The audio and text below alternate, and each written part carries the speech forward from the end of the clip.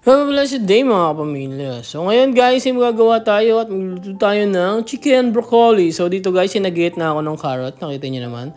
So dito naman ay magagayat na tayo ng broccoli. So yan, amazing di ba? Ang bilis kong magayat. So dito naman ay magagayat na tayo ng bell pepper. So di ba? Ang bilis. So dito guys, ay magagayat na tayo ng bawang sibuyas. Tcharan! And after dyan guys, ayan ang ating mga ingredients guys. Ayan ang ating chicken. So minarinade natin siya. Tapos ito ang ating broccoli. Ayan ang ating carrots. Red bell pepper. Tapos ang ating bawang sibuyas. So let's go guys. Tayo magluto na guys. So dito guys, ipiprito ko lang ang ating chicken. So saglit lang natin siya. Ipiprito lang natin siya ng saglit guys.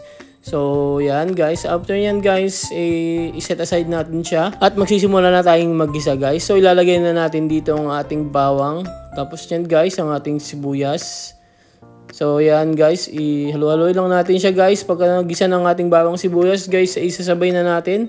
O isasama na natin ang ating chicken dyan guys. Tapos ilalagay na natin dito ang ating carrots. So, kung mapapansin nyo guys, inuna kong ilagay dito yung ating mga gulay.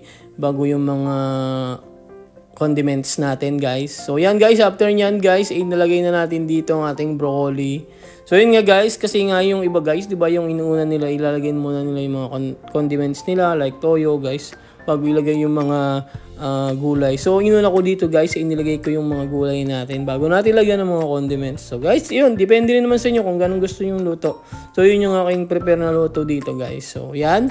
So after nyan guys, diretso na tayo sa ating pagluluto. So, yan, halo-haloin lang natin. At nilagyan na natin dyan yung ating red bell pepper. So, after yan guys, ilalagyan na natin siya ng toyo. So, yan guys, after yan, halo-haloin lang natin.